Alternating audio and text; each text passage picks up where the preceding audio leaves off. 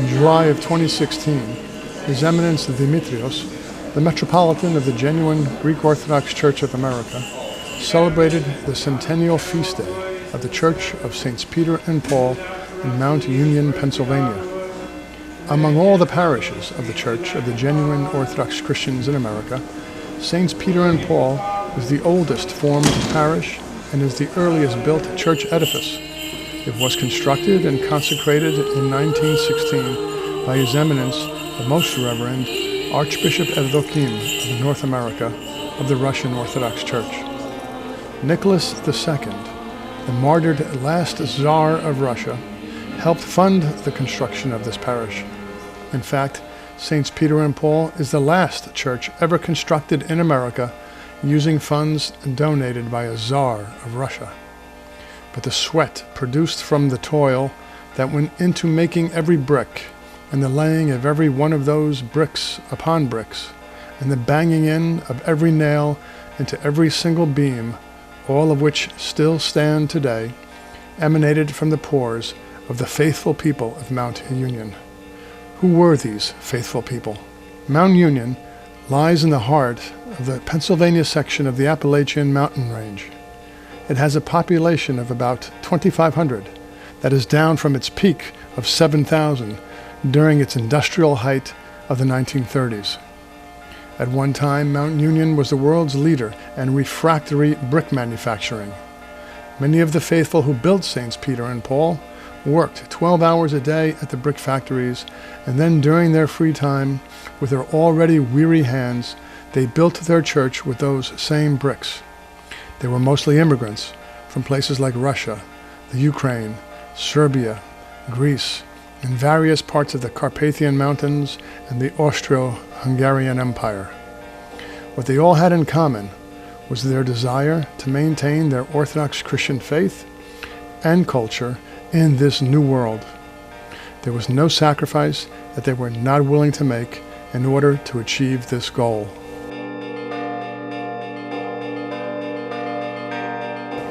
Georgianna Abrashoff.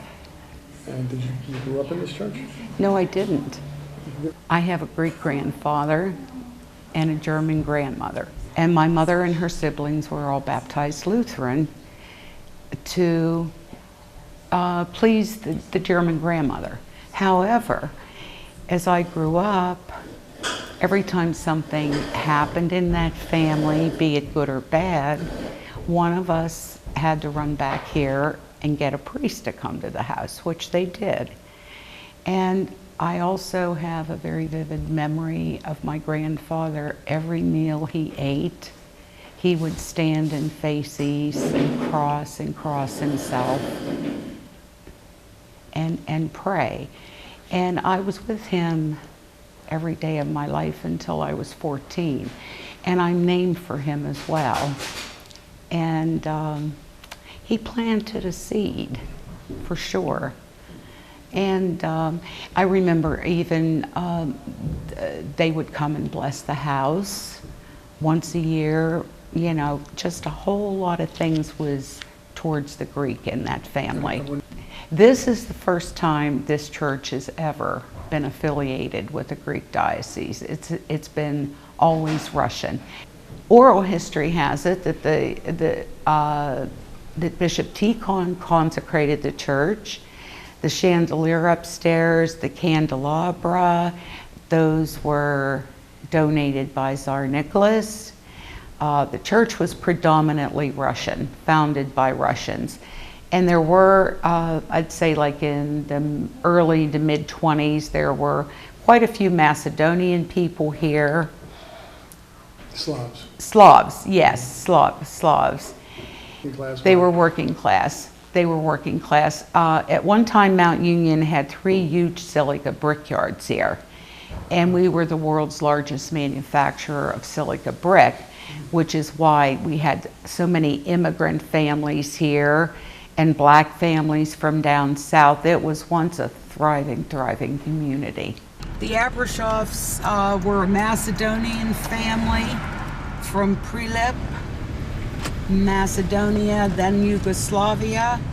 They came here in the early 1900s, and had businesses here. And they were founders. Yes, I'm going to show you down here. The Steinoffs also had a business back on that street, but their home place was right here on this lot, and you can clearly see the dome from the church from the front of their house. There it is. Yep. And I forgot where I told you my grandparents used to live. There were 2 more Orthodox families right beside that house. So this neighborhood was where the parishioners lived, mostly. Right. That's why they built the church here. Right around the church. So those lots that I'm telling you about where my grandfather lived were that house over there, and then there was 1, 2, 3, 4 Orthodox families in a row. There were stores everywhere, lots of work for people. It had a fairly large population, very prosperous. Very prosperous.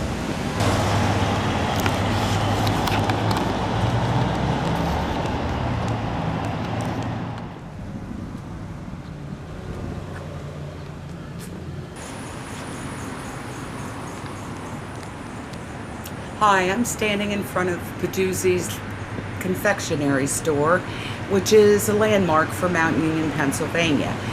Somehow there is a connection between my family and the Peduzzi family, and I'll let my good friend Mary Lou Peduzzi explain that to you. Georgianna? And you are? I am Mary Lou Peduzzi.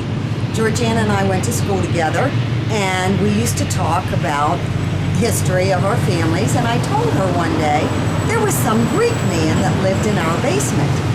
And she said, oh, I said, I can't remember exactly what his name was. And she said, was it Patitsas? And I said, yeah, that could be it. I'm not positive. And she said, he's my uncle. And her family knew that he had lived here. And when my grandfather died, he came here and he helped my grandmother, and he stayed here. And he lived in the basement, believe that or not. But back then, this was an ethnic community. And I'm sure the 2 families knew each other, and maybe he needed work, and my grandmother certainly needed help. So that's how that all transpired. And this is your family's confectionery and luncheonette? Yes, my grandfather built it, and then my father ran it until he passed in 1991, and now I own it. Very good. Okay, thank you. And the reason Louis Papadillas came here was because my grandfather, George Sorais, had a bar room and a restaurant in this town. And that's how Louis came here in the beginning. This is a picture that my mother painted of the Orthodox Church, and it's a landmark, also a big landmark in Mount Union. It was never finished, but she kept it, and hopefully she was going to finish it, but I treasure it. So PEDUZZI'S is a landmark, and St. Peter and Paul's a landmark in both of Mount Union. Yes, sir. Thank you, Mary Lou. This icon of the Theotokos and our Savior was painted on Mount Athos. This icon is actually older than our parish of St. Peter and Paul. It was painted in 1909 at St. Andrew's Skeet, St. Andrew's Skeet. And you can actually see the Slavonic lettering here saying that. It testifies to where it was painted. I don't know how it came into our possession, but it has been here for many decades. This icon has a special significance for me as a priest who came to the GOC from Hackney. At the time I was in Hackney, there was a big controversy about the name worshiping. The name worshiping heresy was created by a certain fellow, Anthony Balatovich. And in 1911, 2 years after this icon was painted at this skeet, he and several hundred monks who followed him violently attacked the abbot and the monks who lived in this skeet, St. Andrew's Skeet on the Holy Mountain. They beat up the abbot and threw out the monks and the abbot from the monastery and confiscated the treasury of this monastery. A few years later, Tsar Nicholas II, who donated our chandelier, sent a fleet of soldiers to evict Anthony Balatovich and his cohort from this monastery. So it had a deep significance for me when I came in here and saw that this icon was speaking to me from the very skeet that had been attacked by this heretic. It was an assurance to me that I was choosing the right side, that I was going with the Mother of God and the true fathers of St. Andrew's Skeet, not those who had violently attacked this monastery and evicted its abbot. So I found that very reassuring in my confession of faith.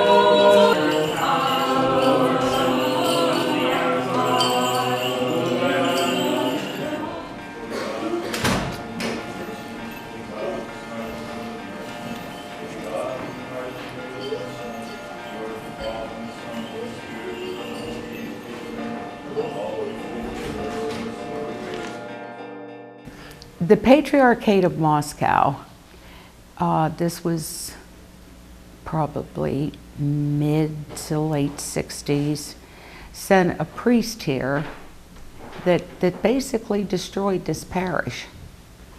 People left and never came back. This is during the 1960s? Yeah. Okay. And for some reason, he moved away. We were having services every other Saturday night, and this church was dying. When Father Christos came here, if this wouldn't have happened, we would have been closed by that summer in 2013. There were only 8 of us left. It was very sad, very sad. It's a miracle from God that we persevered. And at that point, we were affiliated with the Carpatho-Russian Church in Johnstown, that diocese. And we petitioned them to let us go. And by the end of December, it was done.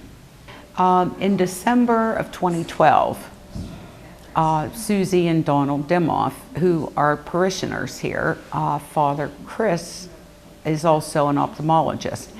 They went to see the eye doctor, and Susie noticed the icons, and she said to him, are you Orthodox? And he said, yes, I'm a priest as well.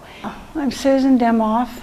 I met my husband when I was very young, and we got married when I was 18, and I first came to this church with his mother, and her name was Angelina Dimoff, and his father was Ilya, and they had a small restaurant in Mount Union, and she used to make the holy bread for the church, and I came once with her, and as a child I didn't go to church that much, but when I came into this church, something just happened to me. It just felt like it wasn't a building with 4 walls. It felt like it was alive to me. And I thought, boy, this is just like heaven on earth. Because every time I come in here, I'm so at peace and so happy. And we pass the church, cross the bridge, every time I'll say, hello, little church, and goodbye, little church. It's like a living thing to me. And well, anyway, I came here with her. I was about 16, I think, when I came. And I've never seen a service such as the Orthodox, liturgy, and it just, everything about it just moved me, and I fell in love with the icons in the church and everything about it. And my husband, he has belonged to this church forever in his family. And I had our first child when, in 1964, and he was baptized. All of our children, we have 5, they were all baptized here. And the one day my husband had an eye appointment. Father's also an eye surgeon, and I went back into the room with him when he was being examined and everything, and on the way out I saw all these icons in his office, and I got all excited, and I said, "Oh," I said, "you're Orthodox," and he said, "I'm also an ordained priest." And I said, "Oh, come to our church." I said, we need you. And he said to set up meetings, and he would come down and talk to everybody. And so that's kind of how it all got started. And we went in to the doctor and came out with a priest. Okay. I love it. Beautiful.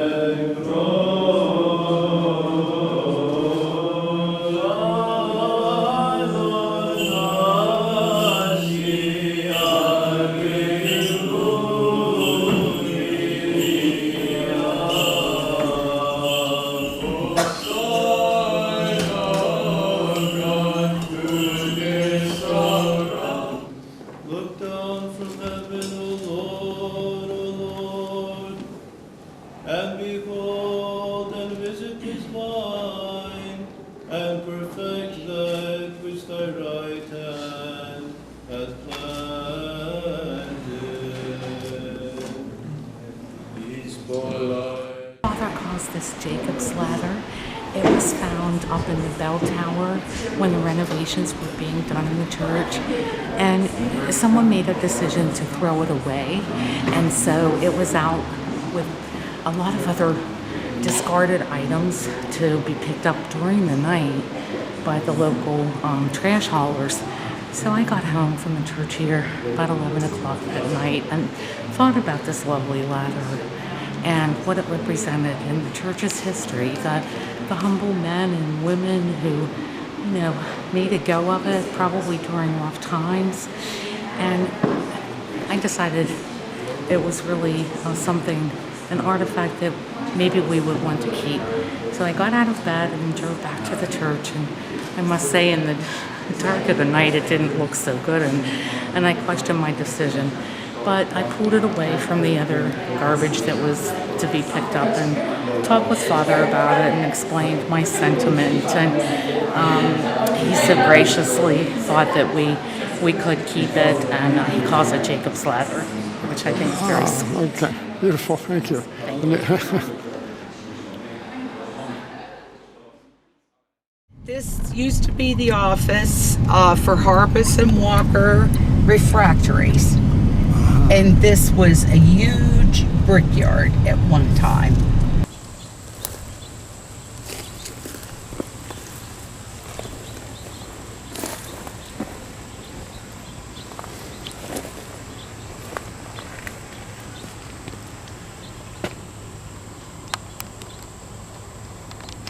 All these houses are brickyard houses, My mother's brother Bobby lived there. We lived there. The grandparents lived right across the street. And my mother's brother, Uncle Johnny, lived here in this white one. So we were just like a little village.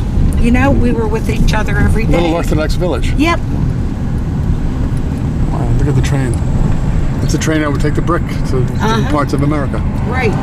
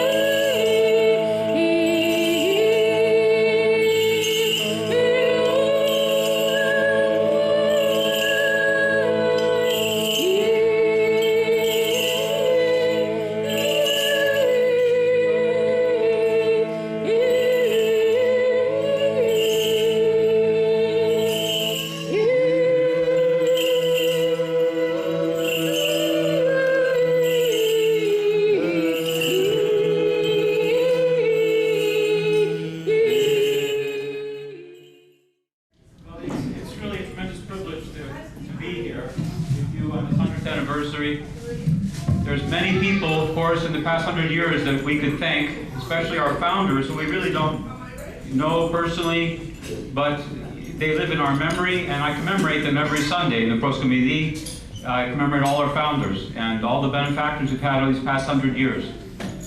Since, I've been here just a short time, 3.5 years, it's been a very blessed time. Peter alluded to the fact that we would drive past St. Peter and Paul on our way to Pillars of Orthodoxy in Carlisle for 23 years. And during that time, I would always do my cross and say a prayer that maybe someday this would be our parish, our church. And God granted this very simple, foolish prayer that seemed very unlikely. I visited the church in the early 1990s when I was still a layman, and met some of the older people there and told them they were welcome to come to my practice here in Huntingdon. I'm an eye surgeon, and I welcomed them, and I heard the stories about Tsar Nicholas having helped found the church and donate the chandelier and some of its old history. So it was really fascinating to me that this connection of this church to the past. And now, we have this church as part of our genuine Orthodox Church in America. Such a blessing. It's really a miracle how it all happened. It happened during a time in our life which was one of the darkest.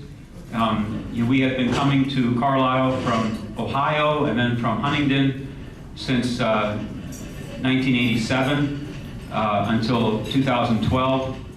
That's 25 years, and helped the establishment of the church at Pillars of Orthodoxy, and had every intention of spending our lives there until this this new teaching began arising of this name-worshiping heresy.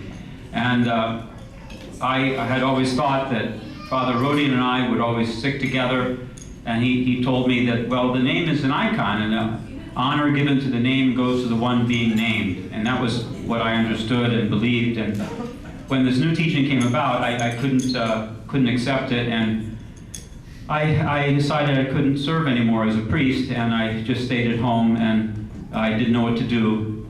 And they had a meeting at the church, and I just didn't want to make trouble, and I said, I can't fight the people I love. It was just a miracle just about after that, that these parishioners, Daniel and Susie Dimoff, came to my office and said, are you Orthodox? And I said, well, yes, not only am I Orthodox, I'm an Orthodox Christian priest. And one thing led to another, and by the prayers of Archbishop Demetrius and being received as the GOC and all the grace that came from that, by a miracle of God, somehow we were asked to become the priest and presbytera of this church. And we met with such humility on the part of the parishioners. There were only 7 parishioners left, when we came together, and they had so much to learn about the more ancient Orthodox traditions of piety, which Archbishop Demetrius patiently taught them. And they were so humble and willing to change some of these things and recall, oh yeah, I remember when I was a little girl, we used to do it that way. And okay, and they were just so accepting and humble. And you always have to be very careful and ginger and not to hurt other people who are your elders, who you love and respect, not to insult them or hurt them, and to be patient with them as they're growing in their understanding. And they were just so humble about it. My wife and I were visiting New Orleans for an ophthalmology conference, and went to the World War II Museum. We saw a poster there about Rosie the Riveter, and she was making a mussel and had a mandili, a handkerchief, a head covering on her head with the sign, "We can do it." So I promptly got all the ladies a picture of Rosie the Riveter. We can do it. Say, see, we can do it. We can wear a mandili. I still have that. I'm going to put it up in our church finally, in the basement, one of these days. But I have that at home.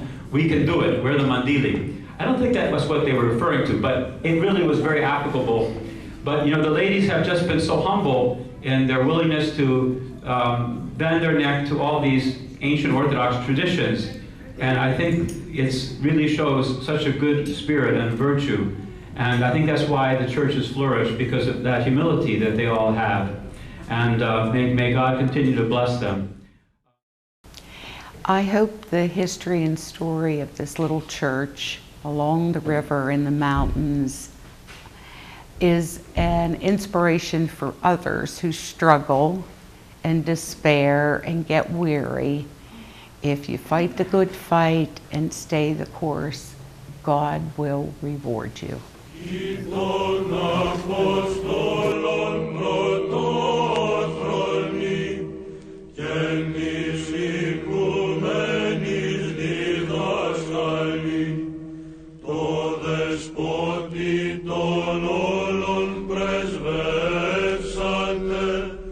Here